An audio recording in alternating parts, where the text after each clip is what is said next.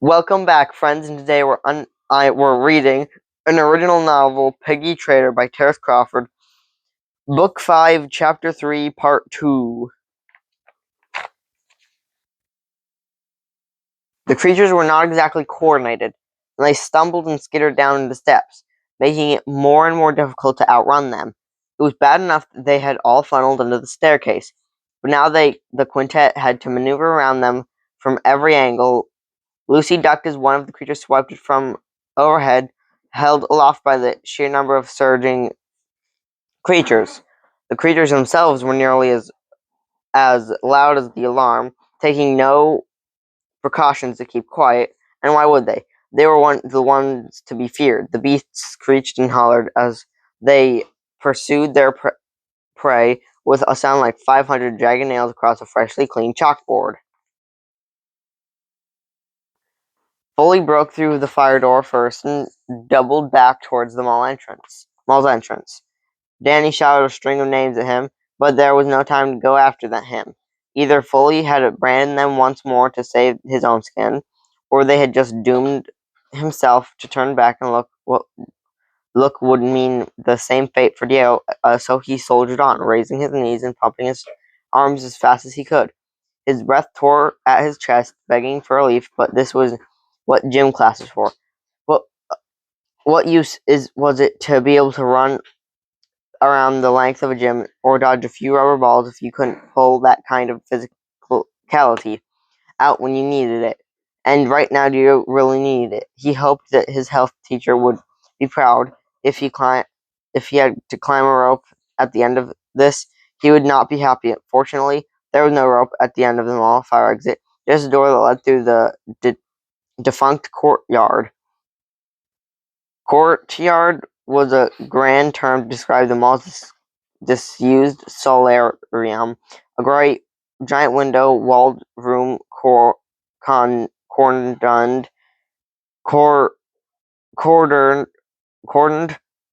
off from the main mall with glass so thick it still had bubbles from its creation. In the sunroom, a half-dozen big blooming plants wilted from lack of tending, and algae grew in what had once been a functioning water fountain. Rusted coins sat at the base of the fountain, discarded remnants of 100 wishes. Deo ducked inside, watching the horde of creatures rush by from the opposite side of the bubbled glass. Deo let out a hushed sigh of relief, grateful that he had not needed to use the shovel. The garden tool remained strapped to the young man's back. As far as he was concerned, the less use he had for it, the better. The next several hours were spent laying low in the mall's sunroom. Every time they had thought it was safe to move, another creature would make its way snarling past them, and they would have to hide once more. Thankfully, the mall's fire alarm had died off hours ago, offering the small group of survivors a brief respite from their suffering. Now their only headache came from dehydration and exhaustion. Dio's vision was painful and blurry, and he blinked rapidly, trying to focus on the door in front of them. But it was no use. He closed his eyes for just a moment. His brain tingled as they begged to remain closed. Who was Dio to argue? It would only be for a few minutes, and being seated against Terry's massive furry body was so comfortable. Dio had no intention of falling asleep. Dio fell asleep almost instantly. It was not often that Dio's dreams were more frightening than his waking life. Usually he drifted off to a dreamless sleep and woke up a few hours later feeling rested, if not refreshed. He did not dream, he did not snore. He did not wake up in the middle of the night for a glass of water. Usually Dio did not have a good night's sleep. Tonight would be no different. Sleep took him the moment that he closed his eyes. He felt like the familiar sensation of falling backward. He had been told that it occurred when transitioning through phases of sleep. Dio did not fall deeper into sleep. Instead, he plummeted into nothingness, a pitch-black void that swallowed him up as dozens hopelessly from the void. A man appeared. Well, perhaps not a man, but certainly some manner of creature. Some entity. The entity was only slightly taller than Dio and was dressed like some kind of alternative carnival barker, decked out head to toe in a fashion that was simultaneously timeless and outdated. A purple blazer and a shirt with three haphazardly stitched black buttons beneath a bright red bow tie, which sat crookedly on the entity's neck. His pants were purple as well and creased along the side. The entity wore black shoes and white gloves and a purple top hat to set off all the look. Complete with a black trim and an orange flower, the flower seemed to wilt as the entity stood wordlessly in the darkness. The black center of the flower began to appear as an eye, appearance of another eye. The entity's own eye was mismatched. Its right eye matched the flower in its cap, an orange ring encircling the black pupil. Its left eye was a black button with 4 holes. A small white X of string attached the button to the leather strap wrapped around the entity's head. The skin of his face was like a burlap sack, both in color and in texture, and he swayed back and forth in the distance as if being pushed around by winds that did not exist. He parted his lips to speak, but the words that flowed out did not match his mouth. When I was young, I felt alone. The entity's words seemed to echo forth from nowhere and everywhere at once, a deep, booming voice that rattled Dio to his very core. Dio caught himself feeling sorry for the man, but this was a dream, wasn't it? There was no man for Dio to feel sorry for, just the twisted machinations of a young boy's subconscious mind. At least he had a sneaking suspicion that it was exactly what the entity wanted him to think. It was If the dream had ended there, it still would have been one of the more disturbing nightmares that Dio had experienced. The dream did not end there. Then he began to pull at himself, rending and tearing at his own body, stretching it into ghastly and inhuman proportions. The fabric melted off its body, and its legs fell away, wiggling and writhing before vanishing into the void of nothingness. The entity grew to twice its normal height, then kept growing until its proportions were distorted nearly beyond recognition. By the time he had regained control of himself, he was nearly 2 stories tall and cast a shadow over Dio. Even in the complete darkness, no more, the entity wailed its cries, seeming to come from inside Dio's own head. No more, no more, no more. The entity continued to scream at its repeated howls, quickly becoming a tantrum as it continued its transformation. The entity has become truly grotesque to behold, where there once had stood the facsimile of a man, there was now only horror. The entity had torn holes into itself during the process of transforming, and now, as though it had been poked through from the other side, its teeth had grown jagged and sharp, each one of them seeing them still eerily white and now the size of a tombstone. Its arms grew long and thin, its hands growing thicker and spreading long, spindly fingers that ended in sharp points. The lone flower on the entity's hat had wilted and died, replacing with a dozen of infected creatures' eyes. That same black pupil, now surrounded by an iris of crimson red. The entity's own eye had grown distorted and inverted, now a giant circle with an X across. In the center, a bright white heart beat in the entity's chest, the icon, not the organ. Though Dio could feel a tugging suspicion in the back of his mind that blood was not what pumped through this creature's veins. It was not the only tug that he felt. Even as the monster stood over him, he could feel it calling out to him, recruiting him, beckoning him to its bidding. Dio could not help the entity. More importantly, he would not.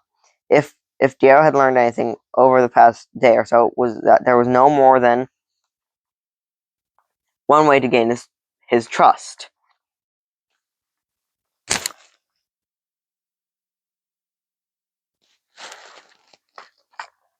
Sneaking around in his subconscious, invading his dreams, that was not one of them. He told the entity so, spurring yet one of them. He told the entity so, spurring yet another bout of rage from the big, bellicose behemoth. It began to bang giant fists against the ground in a fit of temper. It seemed that the entity was not used to being refused. The massive, inky black behemoth reached out with one arm the size of a tree trunk, snatching Dio up in his vice-like grip. It lifted the teen high into the air, dangling him over its open mouth. The entity's teeth gnashed against one another as it held Dio over its gaping maw. Dale struggled against the entity's grasp, his shirt clenched between the giant thumb and forefinger. He hung there helplessly as the entity taunted him, licking its lips mockingly before dropping Dio into its mouth. Dio felt nothing, not even the pull of gravity, as he fell into the entity's carnivorous mouth. Once again, he was swallowed by darkness, a pool of endless black that enveloped his entire being, before spitting him out on the other side. Dio awoke with a start, his clothes drenched through his sweat. How long Dio had been asleep really did not matter. He was no longer leaning against Terry. Instead, he had been propped up against one of the sunroom's old upholstered chairs.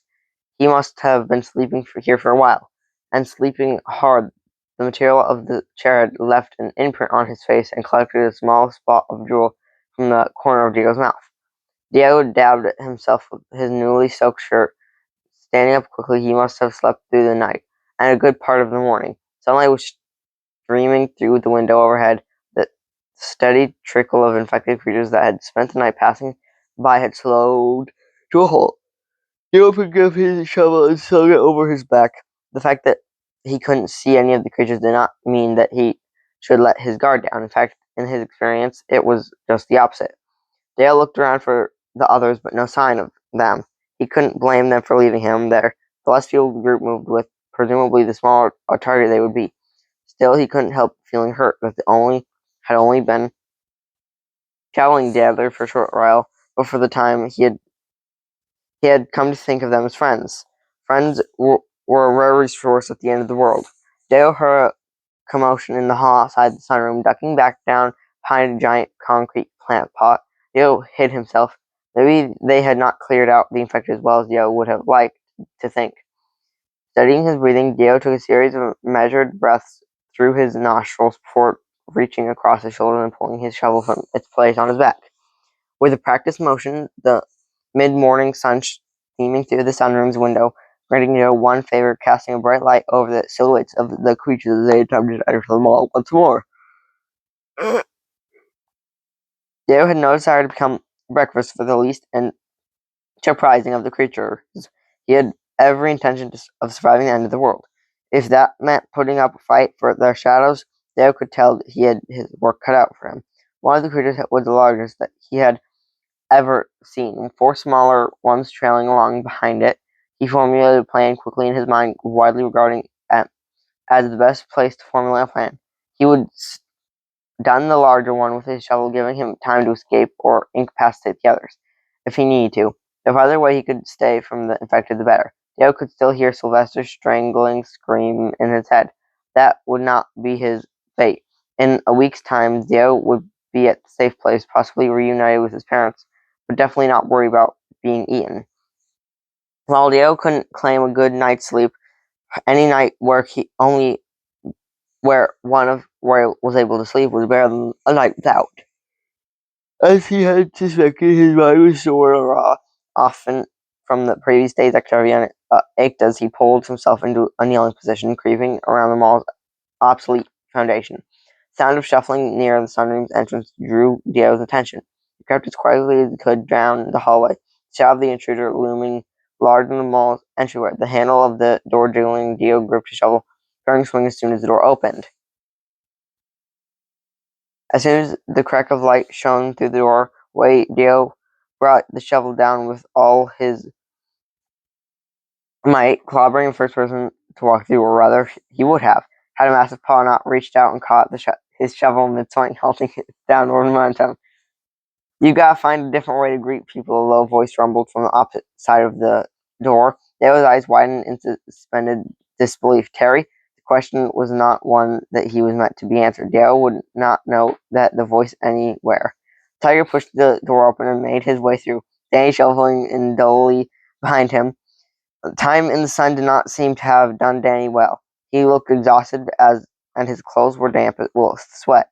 Even as they entered the relatively cool open air of the sunroom, beads of sweat pooled on the donkey's forehead. He dabbed them away with the back of his sleeve, but they reappeared as quickly as they could wipe them away. Lucy clapped Dale on the back as he pulled Terry in for a hug, not caring that he was pressing his face into a fur matted with grim. Maybe it was the hug, maybe it was Dale's ear-to-ear smile, but the others had a feeling he was happy to see them. Poor the kid, Terry chuckled, easily extricating himself from Dio's two-armed grasp. What's the matter, Lucy said. You didn't think we were going to leave you, did ya? That was exactly what Dio had thought.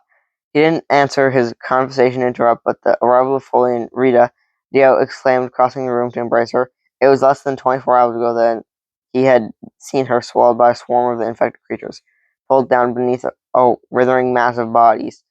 Most people would not have survived something like that. Terry had managed to pluck her out, and it looked like he had done so just in time. The last time that Dio had seen her, they had left her at the entrance of the mall to sleep it off. She looked a little worse for wear, but who among them did not? Foley shut the door behind them. How did you? Dio halted in mid-sentence, wondering how to phrase his question sensitively. Rita seemingly read his mind. How did I make it out of there? Diego leaned forward and nodded. Already invested in the story. Well, it's all a bit of a blur. But I remember running away from the infected and being pulled under. I remember fighting, and I guess that's when I passed out. When I came to, the fire alarm was blaring, and Foley was practically dragging me down the hall. Diego felt a ting of embarrassment. Dio had assumed that Foley had doubled back on them to save his own skin. It turned out he had gone back to save Rita, which was more than Dio had done. Still, he was cautious. You don't feel any different, Dio asked warily. Why don't we all eat? Terry interrupted, throwing down a bag of full food. So this was where the others had been all morning. Another mystery solved. Once again, Dio felt poorly for letting his mistrust get the better of him. He had been on his own for so long he had forgotten what it was like to have friends. They tore into the bag of food that the group had brought back, mostly sweet bread and jams from the bakery across the way. According to Lucy, the trek this morning had been mostly uneventful, sun blazing overhead, acting as a natural repellent against the creatures. The party sat in silence, the kind of silence that would only be experienced by a group of people that were as hungry as they were. Each time that someone opened their mouth, they were too preoccupied filling it with food to speak. Lemon sugar bread, cinnamon rolls, raspberry white chocolate scones, and banana nut muffins disappeared, reduced to crumbs by 6 hungry mouths.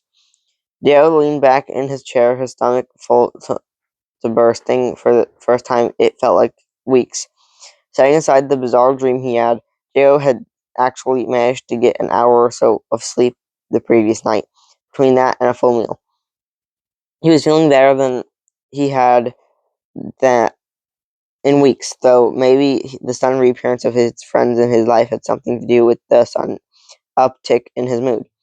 Dale would not need to hold on to his newfound cheer as the group gathered their meager belongings and stepped out into the wilds of Avelia once more.